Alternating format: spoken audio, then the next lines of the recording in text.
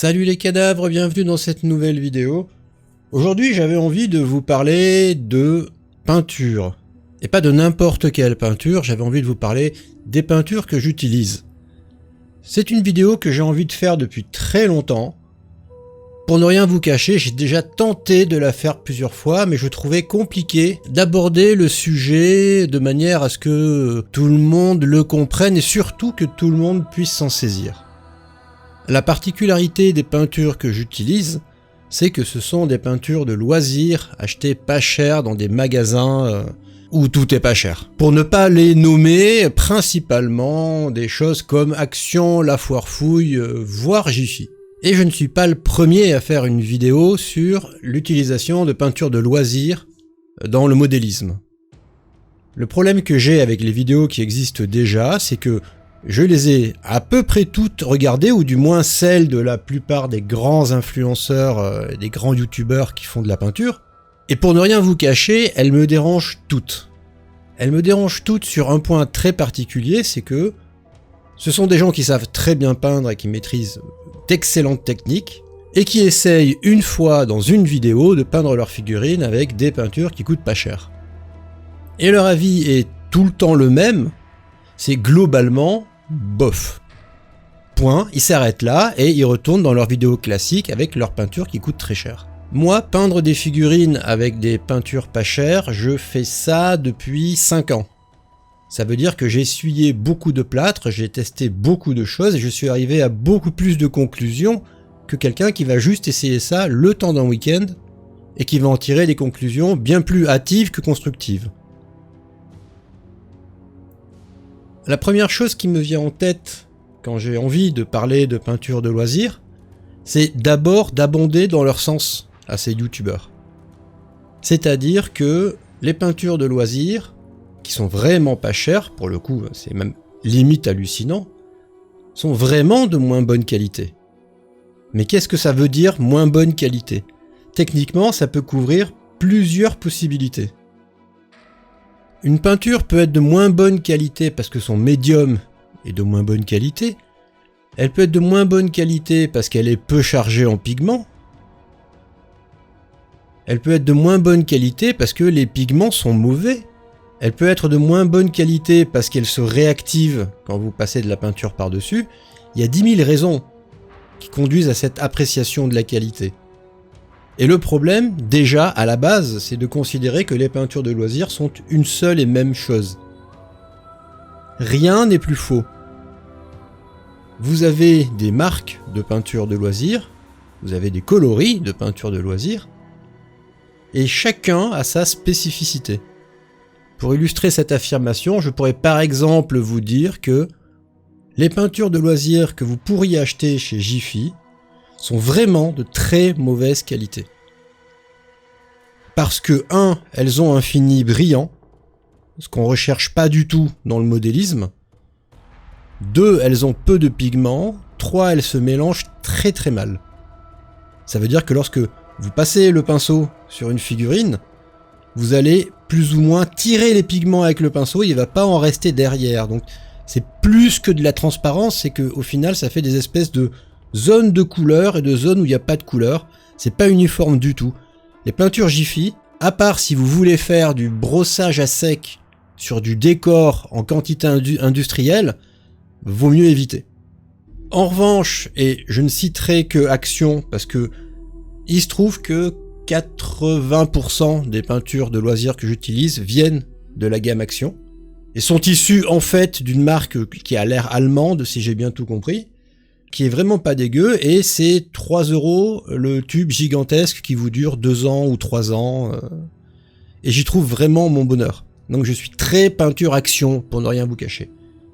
Et il se trouve que autant la gamme était moyennement étendue il y a quelques années, autant j'y suis retourné il y a quelques jours pour faire le plein, et j'ai retrouvé des couleurs que je ne trouvais plus avant. C'est-à-dire que entre les couleurs primaires, leurs petites variations, la couleur chair, le turquoise, le violet, le marron, 3 sortes de vert et 3 sortes de métallique, vous avez moyen d'avoir en main une gamme assez complète de couleurs de base. Parce que c'est ça le problème, ou du moins ce que vous identifierez comme un problème dans les peintures de loisirs, c'est que les teintes, vous devez les créer. Vous n'aurez pas 15 sortes de bleu, et vous n'aurez pas juste à piocher dans le pot pour obtenir la couleur plus claire ou la couleur plus sombre. Vous allez devoir utiliser du blanc, du noir, du beige, du ce que vous voulez, pour modifier votre couleur et l'amener dans quelque chose de plus lumineux ou de plus sombre. C'est du travail, mais pour moi, c'est ça le fun de la peinture.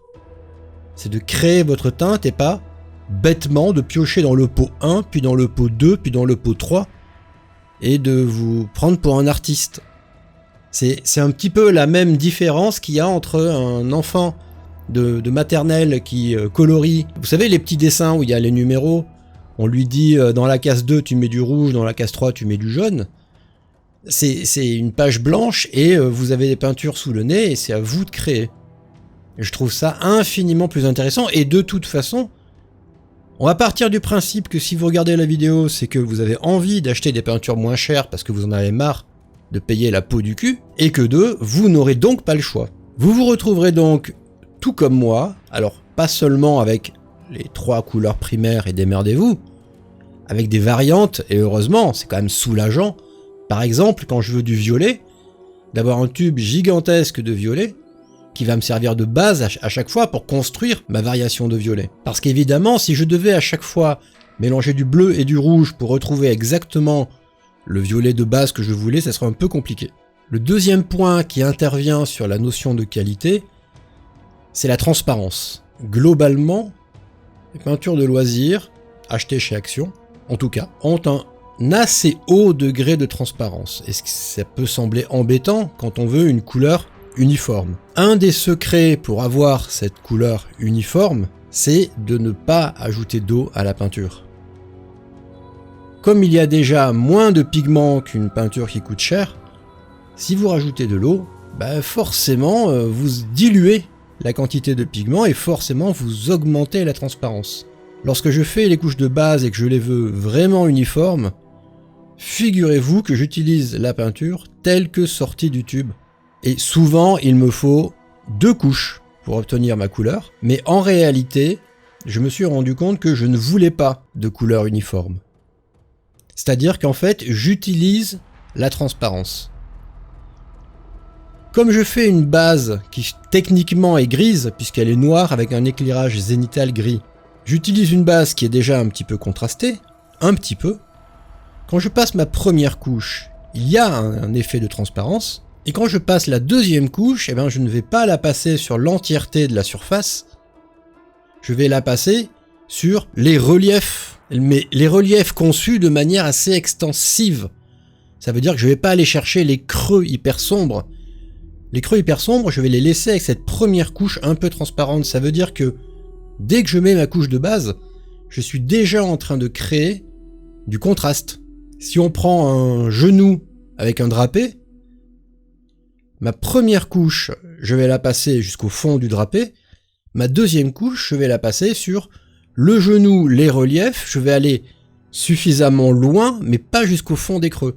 Ma couche de base est déjà contrastée. J'utilise la transparence plutôt que de m'en plaindre, au final. Après, évidemment, même dans les peintures qui coûtent cher, il y en a qui ont des problèmes de transparence. Typiquement, le blanc et le jaune ont toujours eu ce problème de transparence. Dans la peinture de loisirs aussi. Le jaune est très transparent et le blanc est très transparent. C'est pour ça que quand je veux un jaune et un blanc marqués, je n'utilise pas les peintures de loisirs. J'utilise les peintures de modélisme hyper chargées en pigments. Ça ne veut pas dire que je jette mon jaune de loisir. Ça veut dire que j'utilise mon jaune de loisir concrètement pour faire l'équivalent de la vie ou de glacis. J'ai remarqué par exemple que sur une partie métallique, argentée, qui a été faite et terminée, le fait de passer une couche de jaune loisir, qui lui est tellement transparent, rend au final la partie métallique extrêmement zone industrielle, vieux tuyau vieilli. En 2 secondes. Je le fais très souvent quand il faut que je fasse ressortir un tuyau sur un modèle pour Warhammer 40 000.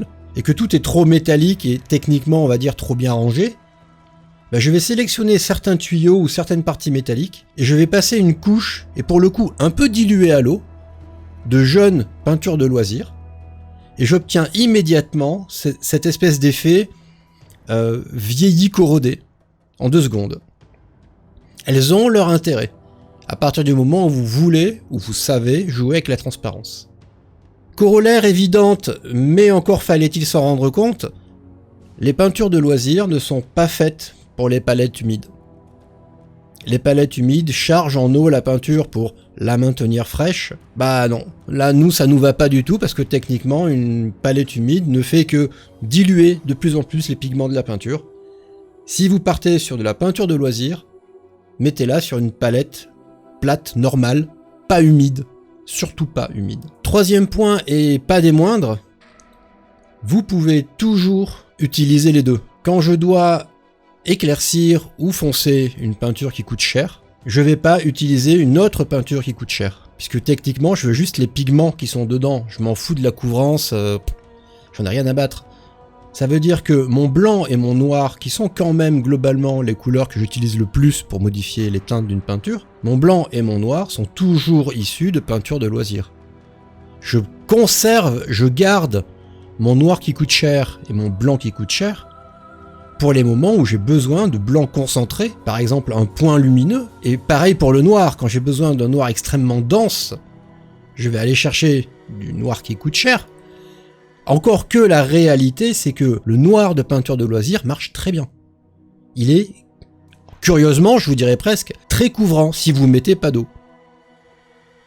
Et non, ça fait pas des gros pâtés quand ça sèche. La peinture qui sort du tube est quelque part à la bonne humidité, je dirais. Alors oui, elle finira par sécher, hein, forcément, fatalement. Mais ça fonctionne très bien. Je fais beaucoup de noir, quasiment que ça. Le tube de noir que j'ai qui coûte cher, je crois que je l'ai encore jamais ouvert. Depuis que je l'ai acheté, je veux dire. Il est là dans un coin au cas où j'en ai besoin, mais je ne l'ai jamais ouvert. À côté de ces peintures-là, je me suis dit qu'il fallait que j'essaye les peintures acryliques vendues en tout petits tubes où vous avez une infinité de variations. Alors, elles sont aussi en vente chez Action, ça leur arrive. Elles apparaissent, elles disparaissent, mais ça leur arrive.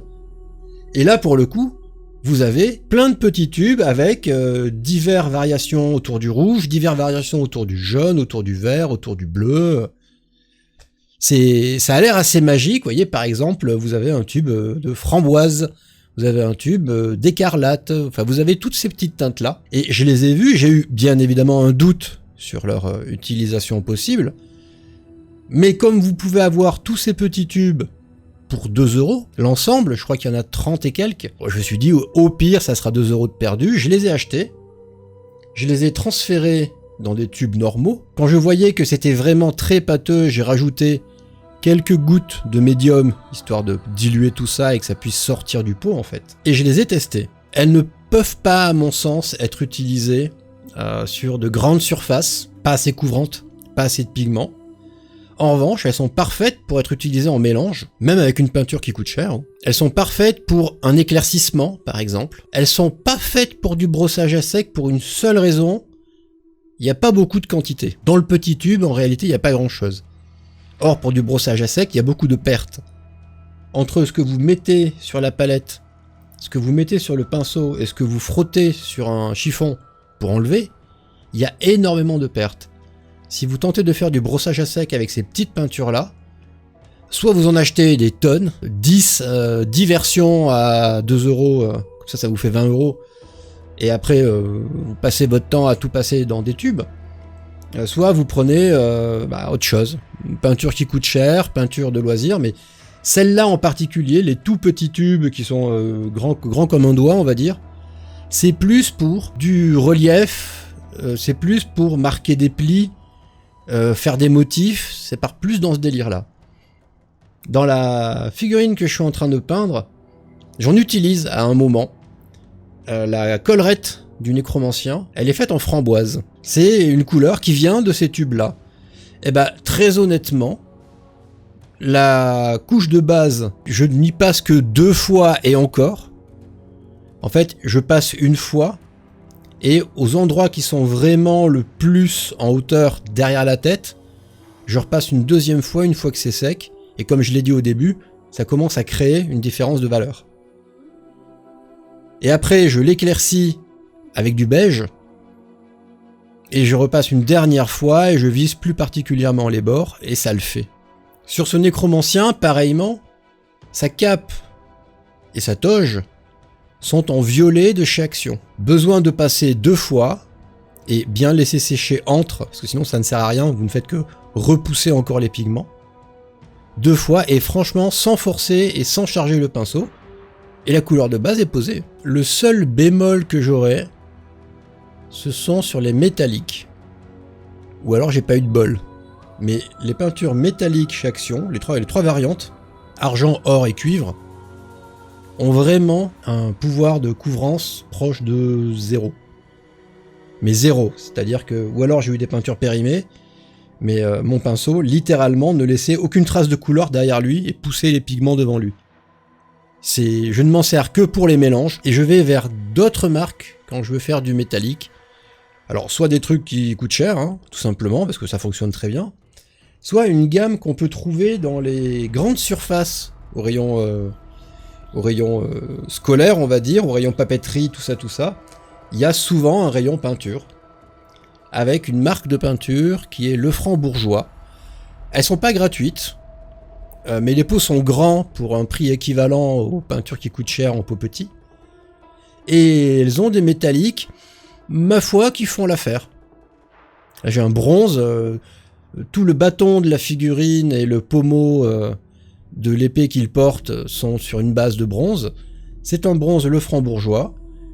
La texture est agréable, la couvrance est intéressante, il ne faut pas trop pousser les pigments à l'extrême. Il faut quand même laisser la peinture tranquille, on va dire. Il faut que le pinceau soit assez chargé. Mais au final, quand ça sèche, ça perd en épaisseur. Ça ne bouffe pas les reliefs. C'est ça qui est intéressant surtout. Et ça réagit très bien. Et du coup, le pot contient tellement que c'est comme si j'avais acheté... Allez, à vue de nez, je dirais 4 ou 5 pots bronze officiels, en gros. Finalement, sur la figurine que vous avez devant vous, qu'est-ce qui est fait avec des peintures alors, je dis qui coûte cher pour pas dire de marque, hein. Mais en l'occurrence, moi, c'est Army Painter. La peau, le visage est fait à partir de peinture Army Painter spéciale visage, on va dire. Pourquoi ? Parce que la couleur chair que vous pouvez acheter chez Action, elle est très palichonne. C'est une couleur que j'utilise, et en réalité, je ne l'utilise que pour les morts vivants. Vampires, ghouls, trucs desséchés. Parce qu'elle est vraiment très très pâle. Et l'autre couleur, pas issue, on va dire, de peinture de loisir, c'est le orange que je fais pour les deux orbes qui sont sur la garde de l'épée, et l'orbe qui est en haut du bâton, où là je vais chercher du orange bien saturé, bien dense en pigments. Et ce qui est intéressant aussi, c'est que ça me permet de jouer sur de la saturation sur la figurine. Ça veut dire que ce que j'ai fait en orange, quelque part, je voulais que ça pop, je voulais que ça éclate, quoi, je voulais que ça se voit. Eh ben, comme les autres peintures sont moins saturées et que celle-ci l'est beaucoup, naturellement, le modèle fait très soft, et on voit extrêmement bien les gemmes puisqu'elles sont saturées. J'ai pas eu à travailler sur la désaturation puisque beaucoup de mes peintures sont naturellement désaturées. Dernier point qui n'est pas illustré sur la vidéo parce que j'en ai pas eu besoin. Il m'arrive parfois de trouver le résultat trop désaturé. Surtout dû au fait que j'assombris et j'éclaircis avec du noir et du blanc et que ça aide à la désaturation.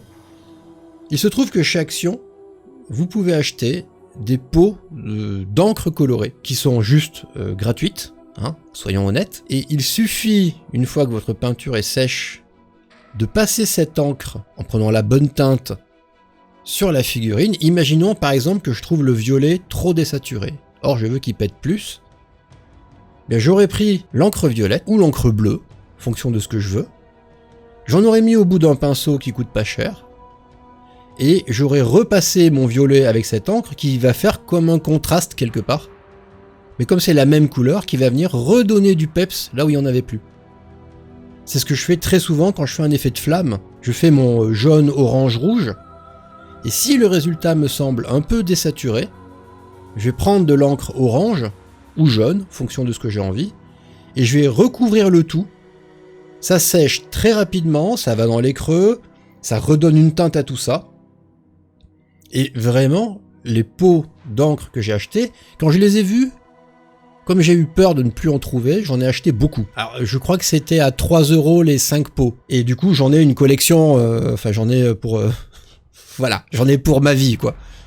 Je suis encore sur la première sélection. Il y a 2 gammes de 5 pots, donc j'en ai plein de côté, et j'ai un exemplaire de ces 2 gammes ouvert. Depuis 3 ans, on va dire, et les pots sont même pas à moitié vides. Il y a du vert, il y a du vert clair, il y a du vert foncé, il y a du jaune, il y a du bleu clair, il y a du bleu foncé, il y a du violet, il y a du orange, il y a du rose. Enfin, voilà, vous avez de quoi nuancer, voire même changer une couleur. Ça veut dire que si par exemple mon nécromancien, là, je prenais l'encre jaune et que je venais recouvrir sa robe, j'obtiendrais une robe verte au final. J'obtiendrais une toute nouvelle nuance de vert, qui peut être vert sapin ou vert gazon, en 2 secondes. Je l'ai déjà fait sur une figurine. J'avais fait un tabar qui était orange, et finalement le résultat je le trouvais assez bof. J'ai utilisé une de ces encres pour le repasser par-dessus. Ça a complètement changé la teinte globale du tabar. Et ça a respecté le côté zone d'ombre, zone éclaircie. Et ça m'a un peu stupéfié, en fait, pour rien vous cacher, de voir que c'était si simple, avec ces encres qui coûtent 3 fois rien, si simple de modifier la teinte. Et dernier point, parce qu'il faut quand même être inventif, vous avez pu voir, puisqu'on est quand même un petit peu au bout de la vidéo, vous avez pu voir qu'à de nombreuses reprises, j'ouvre un espèce de pot qui contient une encre noire. Je prends un pinceau et je dépose de l'encre noire un peu dans tous les creux en fait. On pourrait croire que ça agit comme un contraste, comme une encre classique, ce qui est peut-être le cas, je sais pas, c'est une mixture que j'ai inventée. C'est une mixture qui n'existe pas, qu'il faut fabriquer vous-même, et qui est d'une simplicité biblique à fabriquer. Vous prenez un pot, si possible assez haut et pas très large, une sorte de tube si vous voulez. Le plus important c'est qu'il soit haut. Et pourquoi pas très large? Parce qu'en fait le but c'est pas de faire 1 litre de la mixture, mais comme il faut que ça soit haut, moins c'est large, moins il y a besoin de mettre de produit dedans, et il faut que ça soit haut parce que vous allez rentrer dedans une recharge de feutre marqueur indélébile. Ça veut dire que vous achetez un marqueur noir indélébile, vous l'ouvrez avec une pince coupante, peu importe, débrouillez-vous avec une scie comme ça vous arrange. Et dedans, vous allez trouver une espèce de mèche qui est imprégnée d'encre noire. Cette mèche-là, vous la mettez dans votre pot et par-dessus, vous versez de l'alcool. Alors, pas de la vodka ou du whisky. Vous allez acheter de l'alcool. On trouve ça pour mettre dans les trucs pour se laver les mains, par exemple, ou pour nettoyer les tableaux Velleda. Moi, j'ai un top office près de chez moi. Et dans le rayon bureautique, lingettes, etc., il y a des bouteilles d'alcool, ISO, pro, je sais plus bien quoi. Vous achetez ça, vous remplissez le truc, vous mettez la mèche dedans, vous refermez pour pas que ça s'évapore, hein, et vous laissez ça un certain temps, le temps qu'en fait l'encre se décharge de la mèche pour aller dans l'eau. Une fois que c'est fait, vous sortez votre mèche, vous la pressez bien pour être bien sûr d'extraire la moindre goutte de l'encre indélébile qu'il y a dedans. Et une fois que c'est fait, vous obtenez ce qu'il y a là actuellement dans mon pot. L'alcool qui n'a pas beaucoup de tension de surface emmène les pigments dans les creux, les pigments ils sont noirs de chez noir. Ça en laisse un petit peu en surface, ça agit exactement comme un contraste. Je l'utilise, le petit pot que vous avez là vient d'un grand pot, il y en avait plein, et pour le coup j'en utilise vraiment beaucoup. Et ça a l'avantage de ne pas vraiment changer la teinte des reliefs. et en revanche de remplir les creux très facilement. Vous voyez que je l'ai fait autour des chaînes qui sont devant la robe. Bah ça marche tout seul quoi. C'est comme du contraste mais fait à la maison et comme techniquement il y a des marqueurs indélébiles de plusieurs couleurs, vous pouvez même essayer de vous aventurer à faire des coloris différents. Alors, il n'y a pas 10 000 coloris, hein. Globalement c'est rouge, bleu, vert ou noir. J'en ai fait du vert, et je vous avoue que je ne l'ai pas beaucoup utilisé pour la bonne et simple raison que dans les encres que je peux acheter à Action, il y a déjà plusieurs verts et qui font bien leur effet. Donc j'ai jamais encore ressenti le besoin de m'attaquer au tube de contraste maison vert. Je crois que je l'ai utilisé une fois et je l'ai trouvé un petit peu léger. Mais le noir en tout cas, lui, fonctionne vraiment et très économique à faire. Hein. Il suffit d'acheter un stylo et la bouteille d'alcool que j'ai acheté, en fait, techniquement, j'en ai pas réutilisé depuis. Elle n'attend que d'être transformée en ce liquide noir qui va dans les creux. Mais c'est vraiment mon produit miracle. Il me sert partout quand je veux souligner une démarcation. Il est là. Quand je veux que les détails d'un visage, par exemple, ressortent, les creux des yeux, commissure des lèvres, la démarcation entre le visage et les cheveux. Ce produit miracle vient m'apporter ça en 2 secondes. Comme c'est de l'alcool pur, ça s'évapore tout seul comme un grand très très vite. Vous avez le temps de pousser dans les coins ou d'enlever les taches disgracieuses, hein, comme du contraste. Mais à peine vous aurez reposé la figurine que tout ça aura séché et en plus, ça a la sympathie de ne pas se réactiver. Ça veut dire qu'une fois que cette encre-là est allée dans les creux et qu'elle a séché, vous pouvez repasser par-dessus avec de l'eau, avec ce que vous voulez. Ça ne réactive pas, ça ne repousse pas les pigments ailleurs, ce qui est quand même très pratique. Nous voilà au bout du propos. Je vous invite à utiliser ces peintures, ne serait-ce que pour faire des économies et mettre votre argent ailleurs. Alors, peut-être acheter plus de figurines si c'est vraiment ça votre délire, peut-être acheter d'autres choses plus intéressantes.